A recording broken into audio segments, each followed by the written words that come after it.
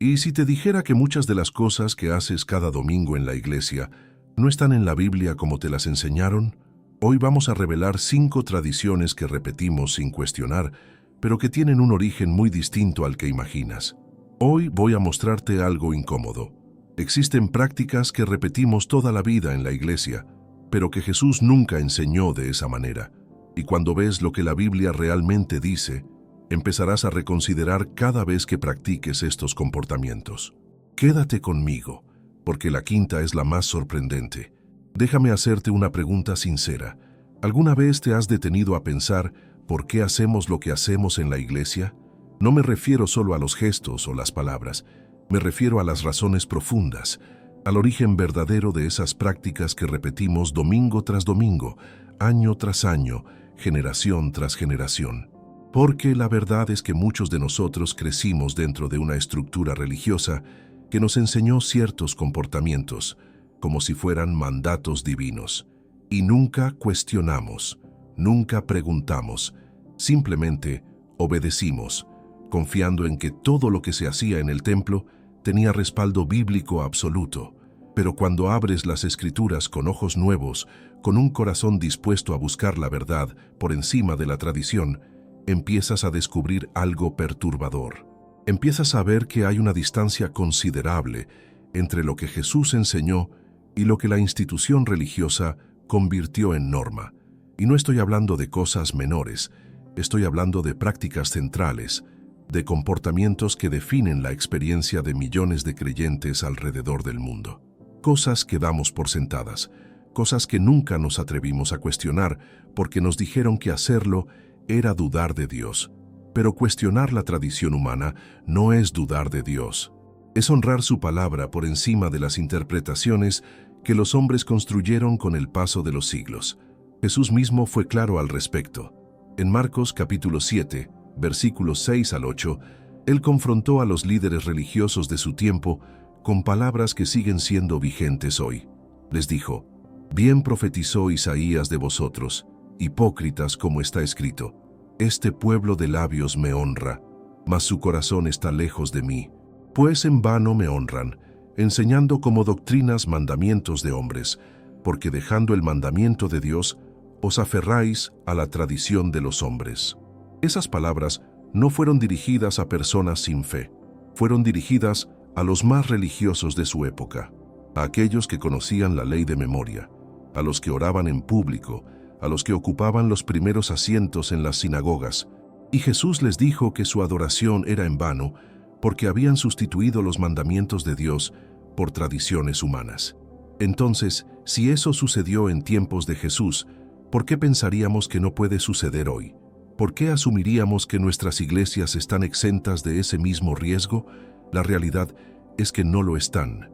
Y cuando comenzamos a comparar lo que hacemos con lo que la Biblia realmente dice, las diferencias saltan a la vista. La primera tradición que quiero mostrarte hoy tiene que ver con algo que todos hemos visto y probablemente practicado: el diezmo obligatorio del 10% de tus ingresos, tal como se predica desde muchos púlpitos. Ahora bien, antes de que pienses que estoy en contra de ofrendar o de sostener la obra de Dios, déjame aclararte algo. No estoy diciendo que no debamos dar. La Biblia habla claramente sobre la generosidad, sobre compartir con los necesitados, sobre sostener a quienes se dedican al ministerio. Pero lo que sí estoy diciendo es que la forma en que se enseña el diezmo en muchas iglesias no coincide con lo que las Escrituras revelan. El diezmo del Antiguo Testamento era parte de un sistema teocrático específico para el pueblo de Israel. Era un impuesto religioso que sostenía a la tribu de Leví, que no tenía herencia de tierra, y también servía para ayudar a los pobres, a las viudas y a los huérfanos. Era una ley civil y ceremonial dentro de un pacto que ya no está vigente para los creyentes en Cristo. Cuando llegas al Nuevo Testamento, la enseñanza cambia. No hay un solo versículo donde Jesús o los apóstoles ordenen a los creyentes dar exactamente el 10% de sus ingresos. Lo que sí encontramos es una invitación a dar con alegría, con generosidad, según lo que cada uno haya decidido en su corazón. En 2 de Corintios capítulo 9, versículo 7, Pablo escribe: Cada uno dé como propuso en su corazón, no con tristeza ni por necesidad, porque Dios ama al dador alegre. Fíjate en las palabras, cada uno como propuso en su corazón, no por obligación. Eso es muy diferente a la presión que muchos sienten cada domingo cuando escuchan que si no dan el 10% están robándole a Dios. Esa frase, por cierto, viene de Malaquías capítulo 3, un pasaje del Antiguo Testamento que se usa frecuentemente para presionar a las personas a diezmar. Pero si lees el contexto completo, verás que Dios estaba hablando específicamente a los sacerdotes de Israel que estaban reteniendo las ofrendas destinadas al templo. No era una orden universal para todos los creyentes de todos los tiempos. Si quieres dar el 10%, o más o menos, hazlo con libertad y con amor. Pero no permitas que te hagan sentir culpable o maldito si no cumples con un porcentaje exacto, que ni siquiera es un mandato del nuevo pacto. Si este contenido está resonando en tu espíritu, te invito a que te suscribas al canal. Aquí compartimos verdades bíblicas que muchas veces no se escuchan en los púlpitos tradicionales. Activa la campanita para no perderte ningún video, porque lo que viene a continuación te va a sorprender aún más. La segunda tradición que quiero compartir contigo tiene que ver con algo que probablemente has experimentado muchas veces: la idea de que debes asistir a un edificio específico, en un día específico, a una hora específica, para adorar a Dios de manera correcta. La creencia de que el templo físico es la casa de Dios y que fuera de esas 4 paredes, tu adoración es menos válida. Esta mentalidad está tan arraigada en la cultura cristiana que muchos sienten culpa si faltan un domingo. Sienten que han fallado, que han decepcionado a Dios, que están en pecado simplemente por no haber estado presentes en un lugar físico. Pero cuando lees el Nuevo Testamento con atención, descubres algo revolucionario. Descubres que Jesús vino precisamente a romper con esa mentalidad religiosa que ataba la presencia de Dios a lugares geográficos. Recuerda la conversación que Jesús tuvo con la mujer samaritana en el pozo de Jacob. Ella le preguntó sobre el lugar correcto para adorar, si era en el monte de los samaritanos o en Jerusalén, donde los judíos tenían su templo. Y la respuesta de Jesús cambió todo el paradigma religioso. En Juan capítulo 4, versículos 23 y 24, Jesús le dijo: «Mas la hora viene, y ahora es, cuando los verdaderos adoradores adorarán al Padre en espíritu y en verdad, porque también el Padre tales adoradores busca que le adoren. Dios es espíritu, y los que le adoran en espíritu y en verdad es necesario que adoren». Fíjate que Jesús no dijo, deben ir al templo cada domingo. No dijo, deben reunirse en un edificio con determinadas características. Lo que dijo fue que la verdadera adoración no depende de un lugar físico, sino de una actitud del corazón. Una adoración en espíritu y en verdad. Más adelante, en 1 Corintios capítulo 3, versículo 16, Pablo escribió algo aún más impactante. ¿No sabéis que sois templo de Dios y que el Espíritu de Dios mora en vosotros? Tú eres el templo, no el edificio, no la estructura de concreto con bancos y un púlpito. Tú, tu cuerpo, tu vida, eres el lugar donde Dios habita. Entonces, ¿por qué se nos enseña que debemos ir a un lugar específico para encontrarnos con Dios? Porque en algún momento de la historia, la iglesia institucional necesitaba centralizar el poder, controlar la narrativa, mantener a las personas dentro de una estructura que podía ser administrada y monetizada. No estoy diciendo que reunirse con otros creyentes sea malo. De hecho, la Biblia nos anima a congregarnos, a animarnos unos a otros, a compartir la fe en comunidad. Pero hay una diferencia enorme entre reunirse libremente por amor y comunión y sentirse obligado a asistir a un edificio por temor al juicio o a la culpa religiosa. En Hebreos capítulo 10, versículo 25, se nos dice, no dejando de congregarnos, como algunos tienen por costumbre, sino exhortándonos, y tanto más, cuanto veis que aquel día se acerca. La palabra clave aquí es congregarnos, que significa reunirse. No dice nada sobre edificios, horarios fijos o estructuras institucionales. Habla de la importancia de la comunión entre hermanos, de apoyarnos mutuamente en la fe. Los primeros cristianos no tenían templos, se reunían en casas, en lugares discretos, en medio de la persecución, y aún así experimentaban la presencia de Dios de manera poderosa.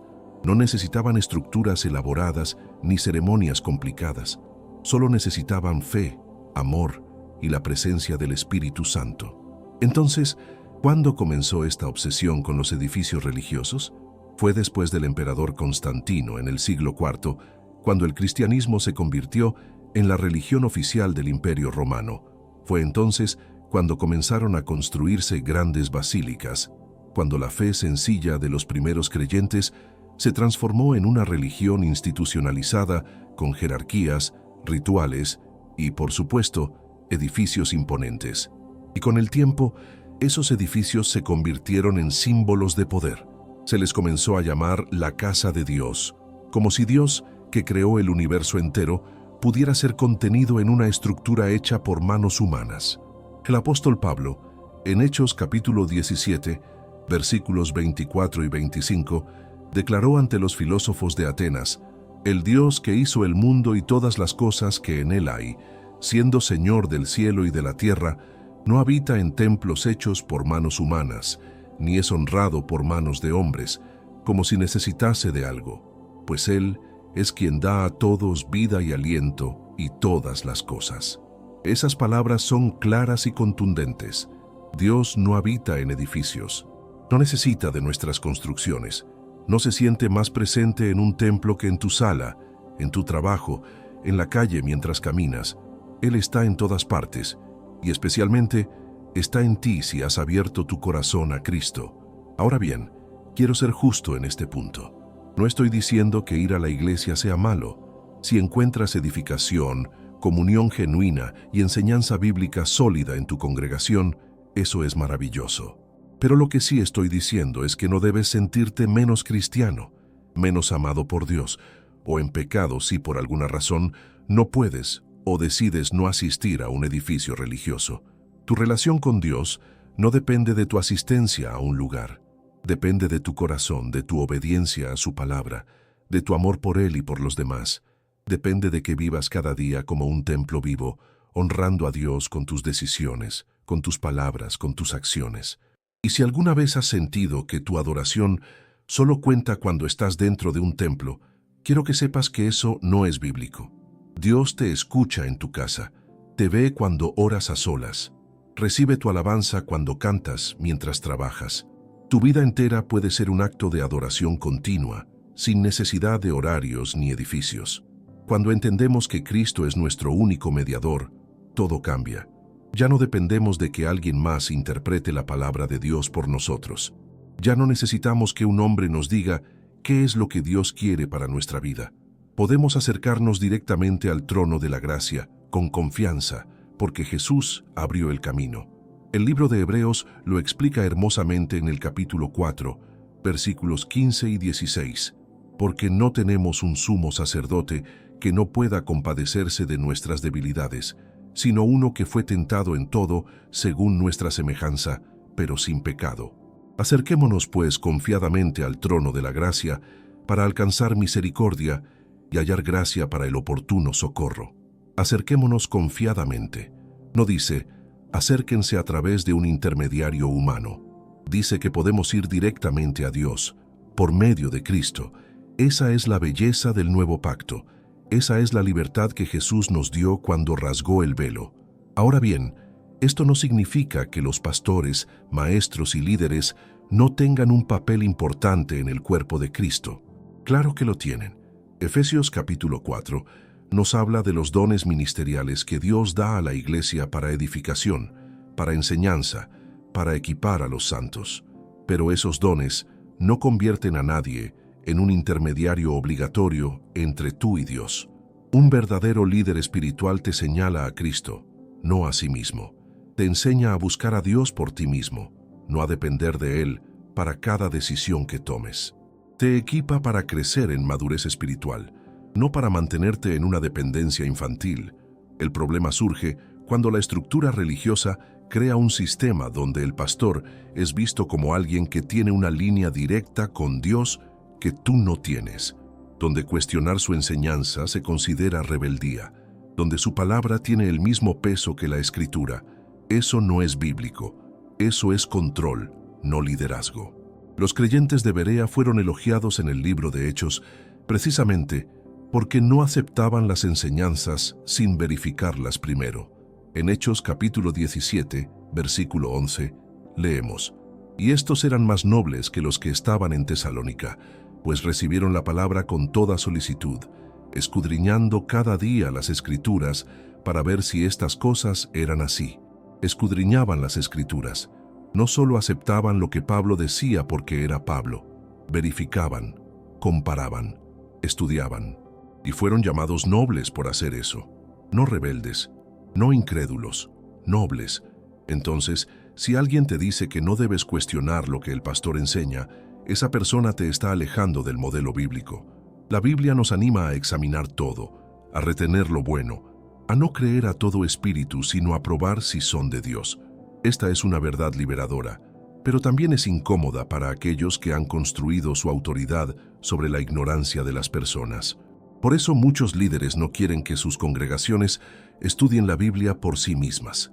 Prefieren tener seguidores que dependan de sus interpretaciones, en lugar de creyentes maduros que puedan discernir por sí mismos. Ahora pasemos a la cuarta tradición, y esta es particularmente sensible porque tiene que ver con la forma en que se practica el bautismo en muchas denominaciones. Hay iglesias que bautizan bebés, otras que bautizan solo adultos, algunas por inmersión, otras por aspersión. Y aunque las diferencias pueden parecer menores, la pregunta más importante es: ¿qué dice realmente la Biblia sobre el bautismo? Cuando revisas el Nuevo Testamento, encuentras un patrón consistente. Primero viene la fe, luego viene el bautismo. No al revés. El bautismo es una declaración pública de una fe que ya existe, no un ritual que produce la fe o que salva a alguien automáticamente. En Marcos capítulo 16, versículo 16, Jesús dice: «El que creyere y fuere bautizado será salvo, mas el que no creyere será condenado». Fíjate en el orden: creer primero, bautizarse después. Y nota también que la condenación viene por no creer, no por no ser bautizado. El libro de Hechos está lleno de ejemplos donde las personas escuchan el Evangelio, creen y luego son bautizadas. En Hechos capítulo 8, versículos 36 al 38, el etíope le dice a Felipe: «Aquí hay agua, ¿qué impide que yo sea bautizado?». Felipe dijo: «Si crees de todo corazón, bien puedes». Y respondiendo dijo: «Creo que Jesucristo es el Hijo de Dios». Y mandó parar el carro, y descendieron ambos al agua, Felipe y el eunuco, y le bautizó.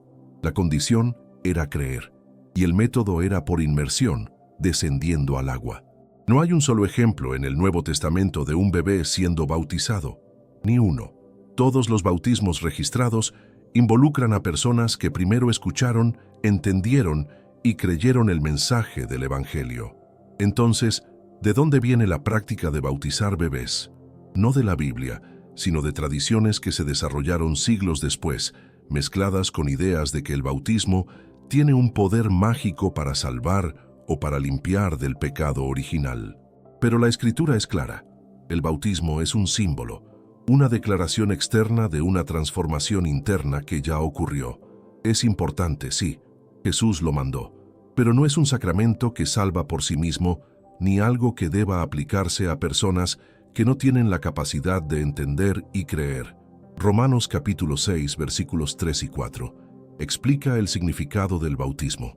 ¿O no sabéis que todos los que hemos sido bautizados en Cristo Jesús, hemos sido bautizados en su muerte? Porque somos sepultados juntamente con Él para muerte por el bautismo, a fin de que como Cristo resucitó de los muertos por la gloria del Padre, así también nosotros andemos en vida nueva. El bautismo representa muerte al viejo hombre y resurrección a una vida nueva en Cristo. Es una identificación con su muerte, sepultura y resurrección.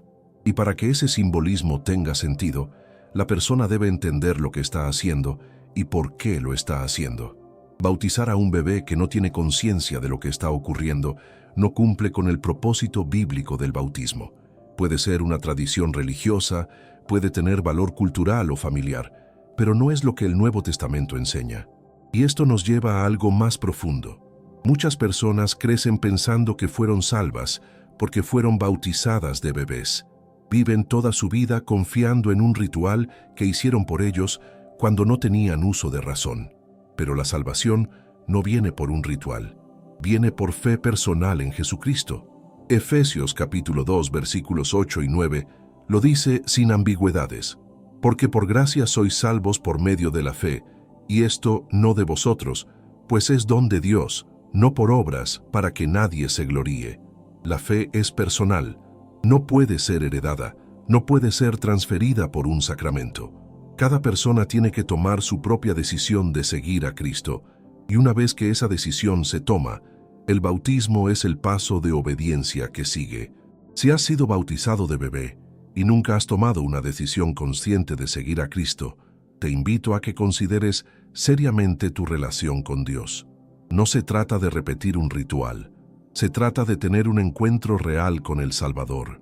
Se trata de reconocer tu necesidad de Él, arrepentirte de tus pecados y entregarle tu vida por completo.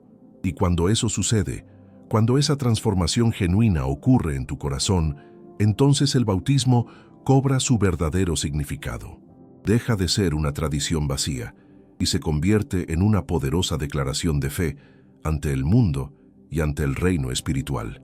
Ahora llegamos a la quinta tradición, y como prometí al principio, esta es la más sorprendente de todas. Tiene que ver con algo que todos damos por sentado, algo que parece tan natural en la estructura de la iglesia moderna que casi nadie lo cuestiona. Me refiero a la celebración del domingo como el día oficial de adoración cristiana. Sé que esto puede sonar controversial, pero quédate conmigo porque lo que voy a mostrarte está directamente en las Escrituras y cambiará la forma en que entiendes la historia de la iglesia. La realidad es que Jesús nunca cambió el día de reposo. Los apóstoles nunca ordenaron que se dejara de guardar el sábado para comenzar a guardar el domingo. Esa transición ocurrió gradualmente a través de siglos, influenciada por factores políticos, culturales y religiosos que no tienen su origen en la enseñanza de Cristo. Jesús guardaba el sábado, era su costumbre. En Lucas capítulo 4, versículo 16 leemos: «Vino a Nazaret donde se había criado, y en el día de reposo entró en la sinagoga, conforme a su costumbre, y se levantó a leer». Los apóstoles guardaban el sábado. Pablo, incluso después de su conversión y mientras predicaba a los gentiles, seguía asistiendo a la sinagoga en sábado. En Hechos capítulo 17, versículo 2, dice: «Y Pablo, como acostumbraba, fue a ellos, y por 3 días de reposo discutió con ellos». En ningún lugar del Nuevo Testamento encontrarás un mandamiento que diga: «De ahora en adelante, el domingo es el nuevo día de reposo». No existe. Lo que sí existe es una tradición que comenzó a desarrollarse después de los apóstoles, cuando la iglesia se fue alejando de sus raíces judías y adoptando costumbres romanas. El domingo comenzó a ganar prominencia porque era el día en que los romanos adoraban al sol.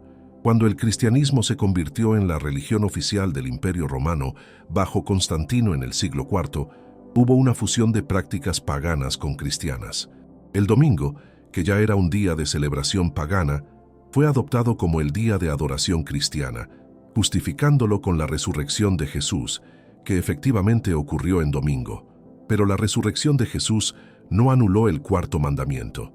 En Éxodo capítulo 20, versículos 8 al 11, Dios dijo claramente: «Acuérdate del día de reposo para santificarlo. 6 días trabajarás y harás toda tu obra, mas el séptimo día es reposo para Jehová tu Dios. No hagas en él obra alguna. Tú, ni tu hijo, ni tu hija, ni tu siervo, ni tu criada, ni tu bestia, ni tu extranjero que está dentro de tus puertas, porque en 6 días hizo Jehová los cielos y la tierra, el mar y todas las cosas que en ellos hay, y reposó en el séptimo día. Por tanto, Jehová bendijo el día de reposo y lo santificó». El séptimo día es el sábado, no el domingo. Y este mandamiento es parte de los 10 mandamientos, la ley moral de Dios escrita con su propio dedo en tablas de piedra. No fue abolido, no fue cambiado. Lo que cambió fue la tradición humana. Ahora Algunos argumentan que los cristianos celebran el domingo en honor a la resurrección. Y aunque es hermoso recordar la resurrección, hacerlo no requiere que ignoremos o rechacemos el día que Dios mismo apartó como santo desde la creación. Otros citan Colosenses capítulo 2, versículo 16, que dice: «Por tanto, nadie os juzgue en comida o en bebida, o en cuanto a días de fiesta, luna nueva o días de reposo». Pero si lees ese pasaje en contexto, Pablo está hablando de las fiestas ceremoniales judías y los sábados ceremoniales, no del sábado semanal que forma parte de los 10 mandamientos. De hecho, en Hebreos capítulo 4, versículos 9 y 10, se nos dice: «Por tanto, queda un reposo para el pueblo de Dios, porque el que ha entrado en su reposo también ha reposado de sus obras como Dios de las suyas». La palabra traducida como reposo en el versículo 9 es sabatismos en griego, que literalmente significa guardar el sábado. El autor de Hebreos está diciendo que todavía queda la observancia del sábado para el pueblo de Dios. Entonces, ¿por qué casi todas las iglesias cristianas se reúnen el domingo? Por tradición, por costumbre, por siglos de enseñanza que se arraigó tanto que ahora parece incuestionable. Pero cuando vuelves a la Biblia, cuando examinas lo que realmente dice sin los filtros de la tradición, la verdad es clara. Ahora bien, y esto es importante, no estoy diciendo que reunirse el domingo sea pecado. No estoy diciendo que Dios rechace la adoración de quienes sinceramente lo buscan en domingo. Lo que estoy diciendo es que el domingo no es el día de reposo que Dios estableció. Y si vamos a hablar de obediencia a los mandamientos de Dios, debemos ser honestos con lo que Él dijo. Jesús mismo advirtió sobre esto. En Mateo capítulo 15, versículos 3 y 9, respondió a los fariseos diciendo: «¿Por qué también vosotros quebrantáis el mandamiento de Dios por vuestra tradición? Pues en vano me honran, enseñando como doctrinas mandamientos de hombres». Y eso es exactamente lo que ha sucedido con muchas de estas tradiciones. Mandamientos de hombres enseñados como doctrinas de Dios. Prácticas que se convirtieron en norma no porque estén en la Biblia, sino porque se repitieron durante tanto tiempo que nadie las cuestiona. Pero tú no eres como la mayoría. Tú llegaste hasta aquí buscando la verdad. Y la verdad, aunque a veces incómoda, es lo que nos hace libres. En Juan capítulo 8, versículo 32, Jesús dijo: «Y conoceréis la verdad, y la verdad os hará libres».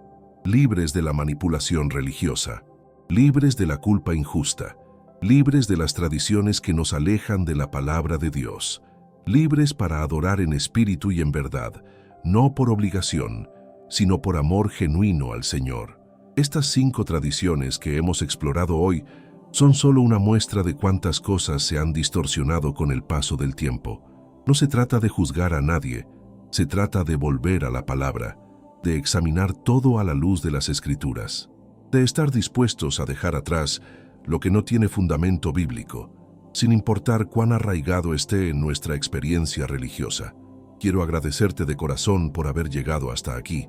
Sé que algunos de estos temas pueden ser difíciles de procesar, especialmente si has crecido toda tu vida practicándolos, pero el hecho de que hayas permanecido hasta el final muestra que tienes un corazón sincero que busca la verdad por encima de la comodidad.